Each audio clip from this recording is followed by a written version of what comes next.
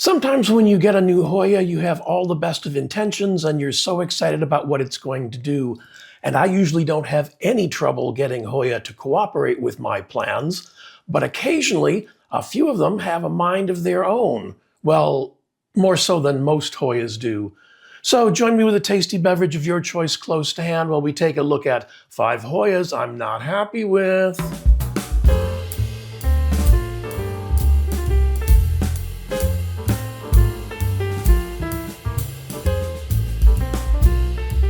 But before we get to those 5, I've got a couple bloomers this week. And my first one is Hoya lacunosa Mr. Tent, with those really, really nice lacunosa blooms. And there's another peduncle here, and there's another peduncle with buds there, and there's another peduncle with buds down there. And yeah, I like this lacunosa. It's very pretty. I read that the name comes from, and I wondered about where the name came from for a really long time. One of my viewers told me the story that it was named Mr. Tent because when it's lush and full, the leaves tend to form a tent. Works for me as good as anything else. So yeah, and it's pointy lacunosa leaves. Yeah, it's just a nice lacunosa scent. You know, it's that beautiful, beautiful lacunosa bloom. And yeah, so I'm happy with this one. It's been a good little plant for me. And I don't know, we've got like at least 2 feet of growth on this one. So that's like 60 centimeters, maybe even a bit more than that. That might be just shy of a meter. So like 30, 36 inches. A meter's 39.37 inches. See, I was paying attention in high school science classes. But yeah, this is doing really, really well. And we have another one. Let's put that away carefully before I do something stupid. And this one, come on, is Hoya brevialata. And this came as a free cutting with another Hoya I purchased. And I don't even remember what that other Hoya was, but it may have been my Finlaysonii. But it's in bloom here. And where was the other? And here. And I think those blooms are rather pretty. I'll put some close-ups, of course, over here. And so this came as a little, I don't know, maybe 4-leaf cutting.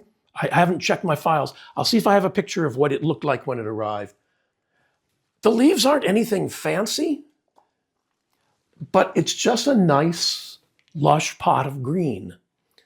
So I didn't like it at first. It was boring. It didn't have any of the splash or any of the variegation or anything else, but it grew, and it's grown steadily.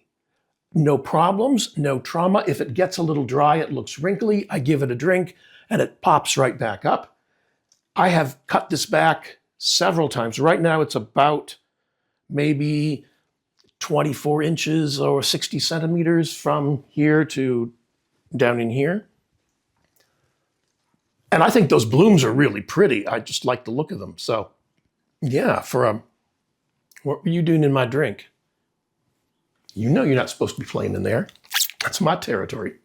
It's done really, really well, and it's a good contrast to some of the plants that have a lot of variegation or have a lot of splash. You know, if everything in your collection is splashy or everything is variegated, then it's all the same. It's nice to mix it up occasionally. So yeah, but this is done really well. And this is Hoya brevialata.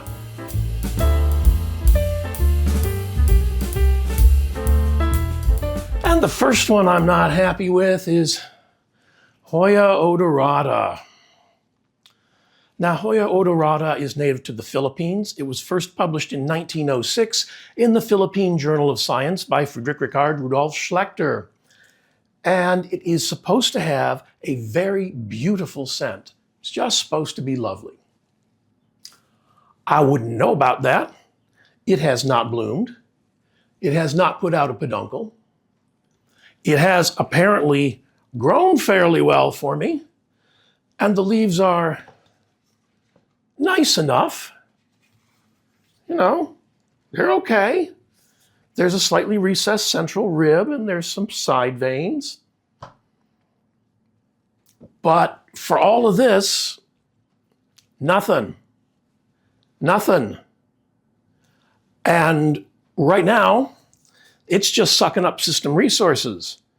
So I'm not quite sure. I recently had a viewer send me a comment and asked if I'd gotten my odorata to bloom. No, apparently they hadn't either. And if anybody has had their odorata bloom, let me know what you did, because it's growing. Right now it lives in my east-facing window, or excuse me, the other east, the west-facing window. So it gets a good amount of sun. It came in an organic mix, so I put it in self-watering. And my own organic mix, there's a little bit of a root structure. There's moisture in the pot. It's been here for a while. I would say at least a year. I didn't check my notes on that. I should have. I don't know what to do with it. It's just growing. And I don't have room for that. You know, this is taking up a lot of space now. And how much more of that can I happily deal with? So I'm of two minds about this. It might be time for it to find another home, or I may just cut it way back and see if I can get, I mean, it's going to take these system resources. It might as well be a little bit fuller of a plant. It's on a half trellis. I don't know if you can see, hold on, if you can see that here, just to keep it together. Otherwise, it has a tendency to do that, and I don't have room for that. Yeah, so I don't know what to tell you. It's thin leaf. The leaves have some flexibility to them. If I keep watering it regularly, you know, it just keeps growing. I have other Hoyas from the Philippines, so I'm not quite sure what this one wants differently. It might be a temperature thing. Right now it's growing in that western window, and that's in my bedroom, and that room tends to be noticeably cooler than the plant room, the Hoya room here, or even the living room. It's at the end of the heat run, so you know it's like last on the list. But I don't know. You know, if it were this big and bloomed a lot, or even once, then I wouldn't be disappointed in it. But it isn't, and I am. And yeah, I don't know. There's new growth. I mean, there's new vines coming out in several places, which, you know, great, that's just what I need, new vines. So I don't know. I'm going to probably hang with it for a while, and then I'm going to do a serious cutting on it, because I don't have room for this kind of a plant, not amongst my Hoyas. So, well, and it's not one that hasn't bloomed. If it bloomed, I'd forgive it a whole bunch of sins. This one came from Logi's. I picked it up in person, but I'm sure it's available on their website. And this is Hoya odorata.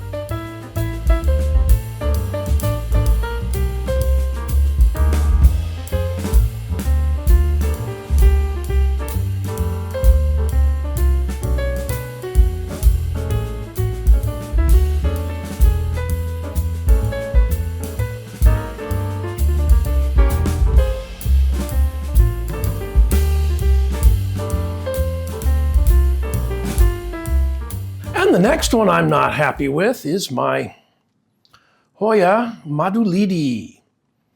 Now, Hoya madulidii got caught on that trellis. Hoya madulidii is native to the Philippines, and it was first published in 1990 in Fraterna by Dale Kloppenberg. And it may be related to Hoya ciliata. It's got very, very cute, fuzzy leaves. And They are slightly pubescent on the top, very pubescent on the bottom. This thing has grown very well for me. It is easily, that might even be 5 feet tall. So it's done quite well, and I can't do the metric conversion in my head, so I'll put it over here. But it's just grown. Now, in its defense, I will say that it grows really well. I have taken cuttings of this, and they root like a dream. They're just like, go for it. But when it comes to trellising, this is not a very, like if you decided to try and wrap this around a trellis, you would very quickly come to the conclusion that it is not going to bend happily. I think maybe a big bamboo hoop might have done better for it, but those and the self-watering pots don't get along terribly well. So I bought this because the blooms are supposed to be really pretty. It has, I mean, it's a pretty enough plant. It's done. Well, there are some roots on the bottom.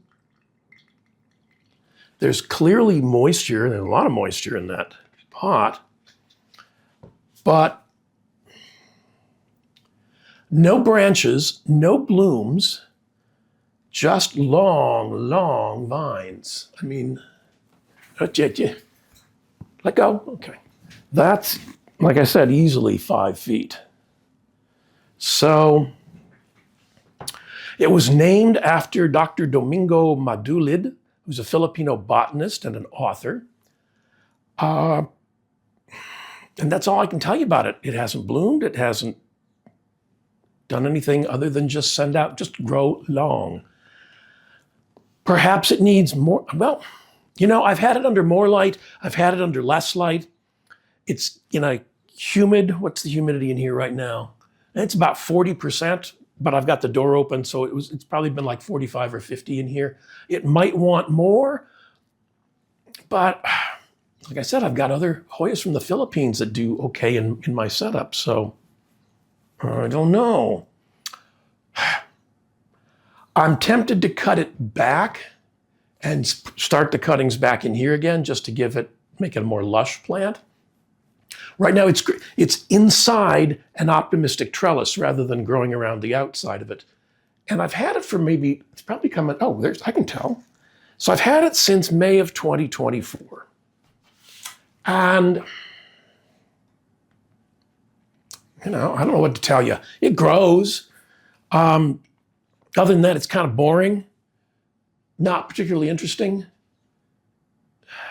Yeah. It roots, so that's what I got. I may have a picture. If I do, I haven't checked my files. I'll put the picture over here on the side of what it looked like when it first showed up. But, no blooms, no nothing else, but just growth. So, I don't know. If anybody grows Hoya madulidii or Hoya ciliata, let me know how it's going for you. Because right now, not happy with it. Not happy. And it's all about my happiness. Is that it? Nope, that's a leaf. I was excited for a moment, thought I saw a peduncle. No. Anyway, this one came from Gardino Nursery if you want to give it a try, and this is Hoya madulidii.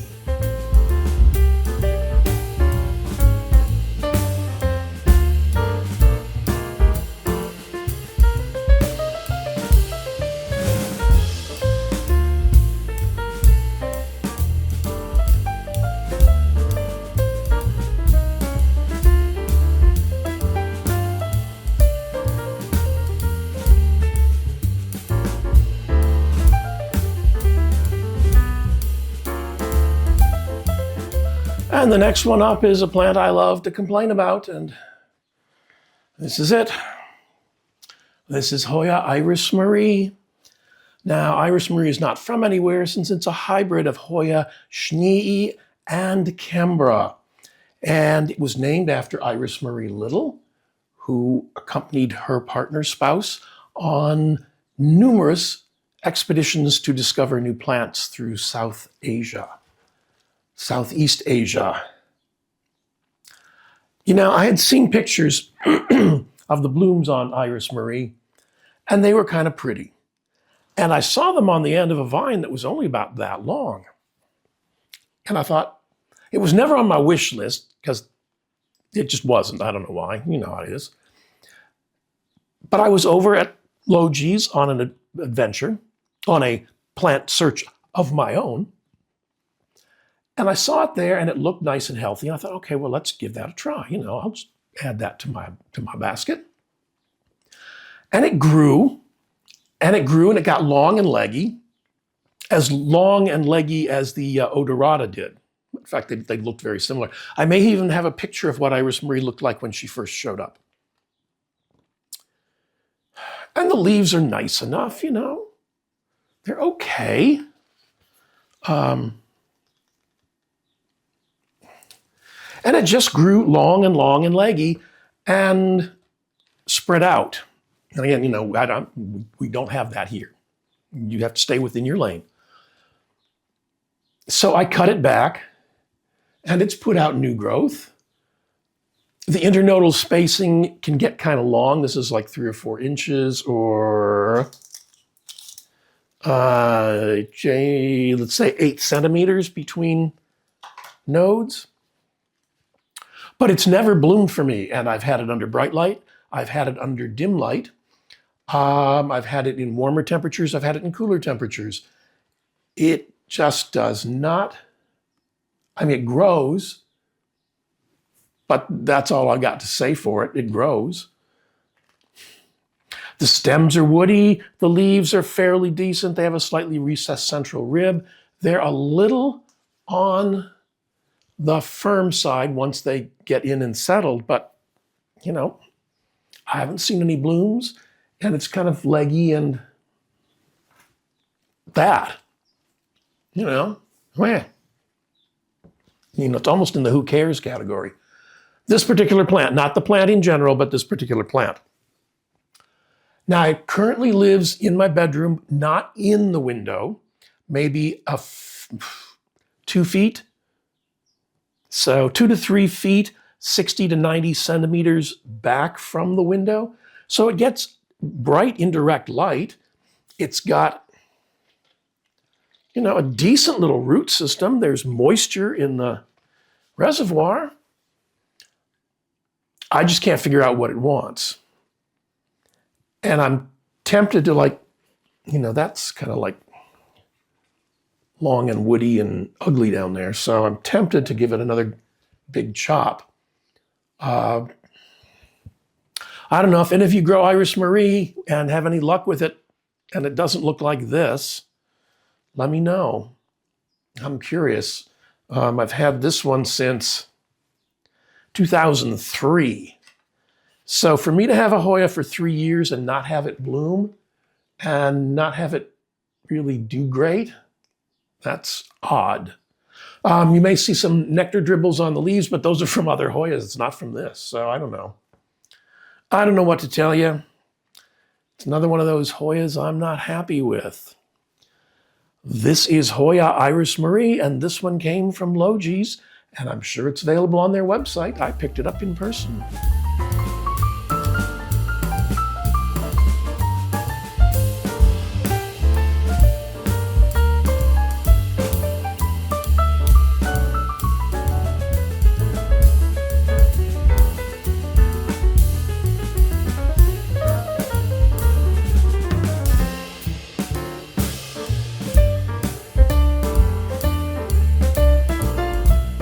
And next up, Hoya medusa. I'm sensing a theme here. Actually, I just noticed a theme, and we'll talk about that in a bit. But Hoya medusa is native to Luzon Island, Cagayan province in the Philippines. It was first collected in 2022 and published in 2023 in Phyto Keys by Miguel de Leon, Derek Cabactulan, Rudy Cuerdo, and Michaela Roda.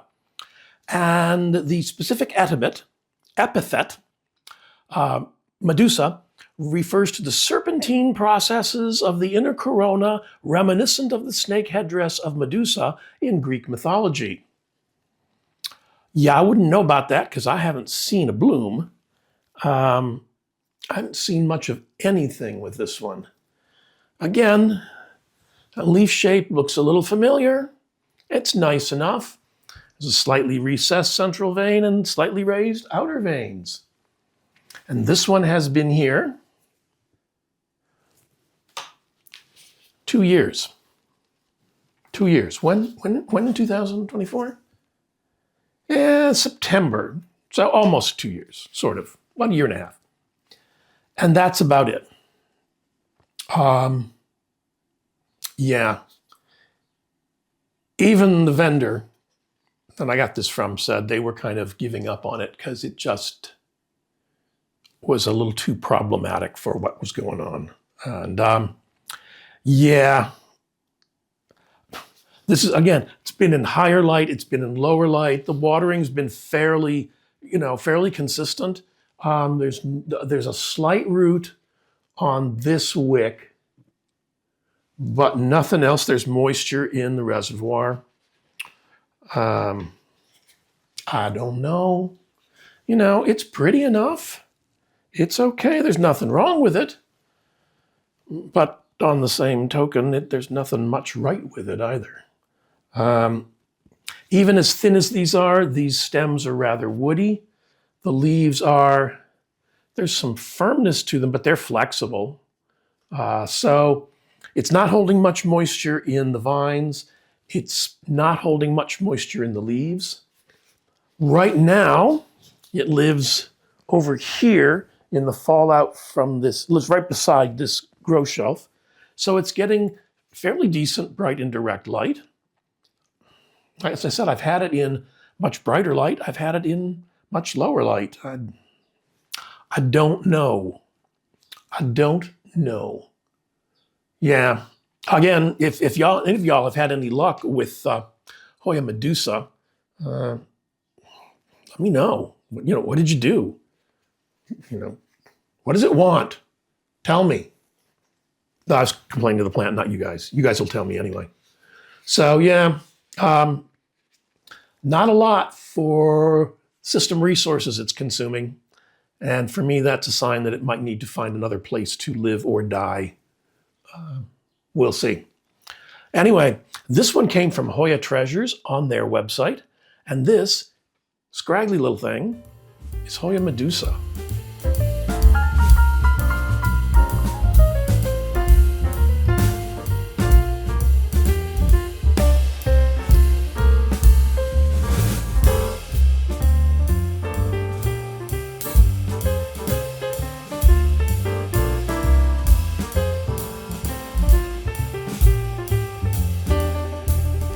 And number 5 on this list is Hoya tsangii. Now, Hoya tsangii is native to the Philippines, to South Luzon Island. It was first published in 1988 in Hoyan by Christine Burton. And I have some notes that say Hoya tsangii was first collected by Daniel Edward Elmer in August of 1912. He found it in the Philippines, Mindanao Island, Agasan del Norte,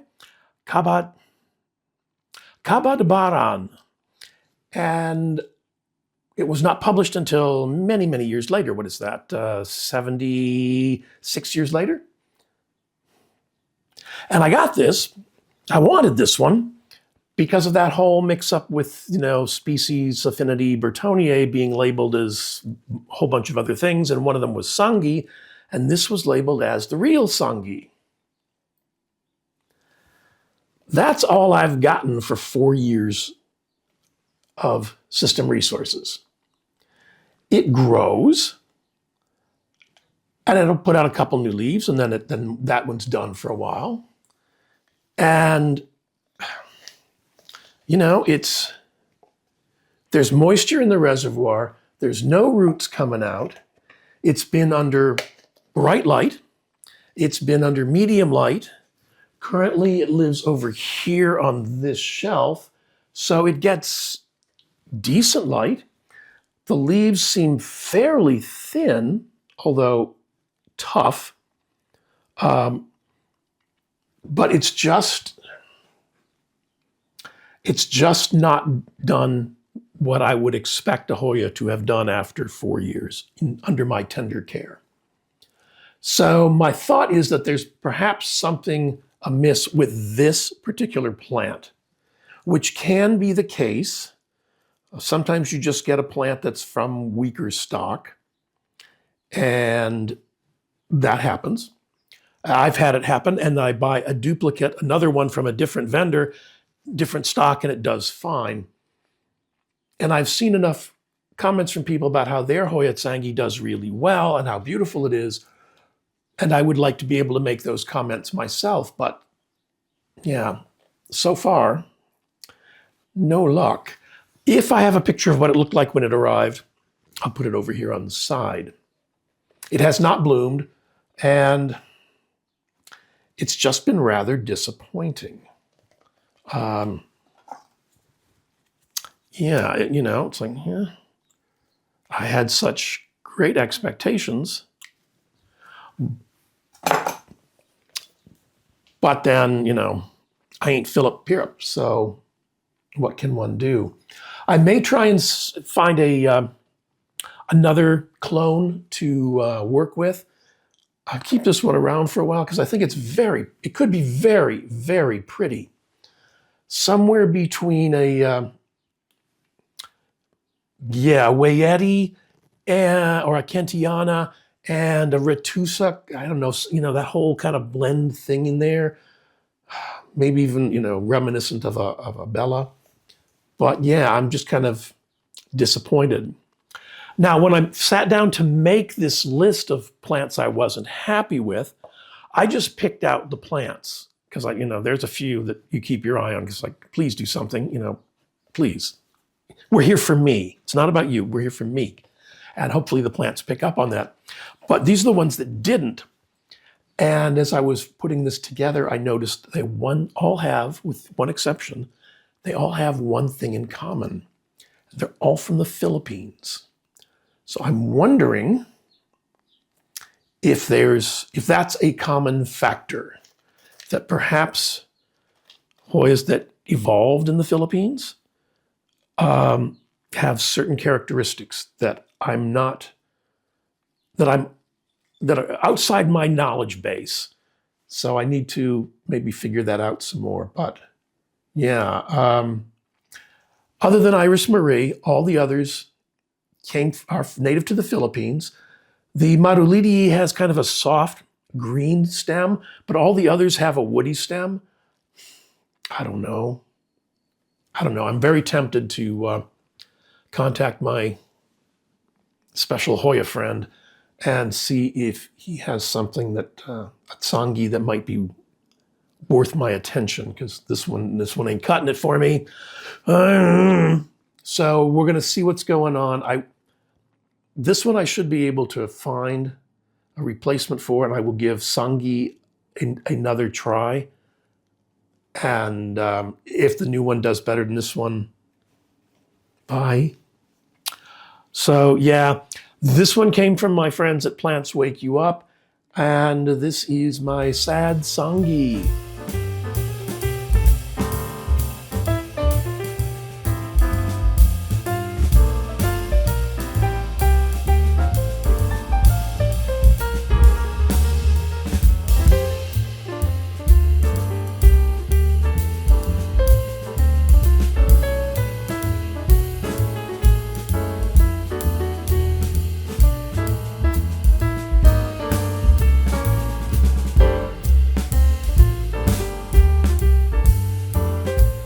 And now the question for the comments. And before we get into the question itself, I know I'm running behind on the comments. I was at a bowling tournament last weekend. I was gone for 4 or 5 days.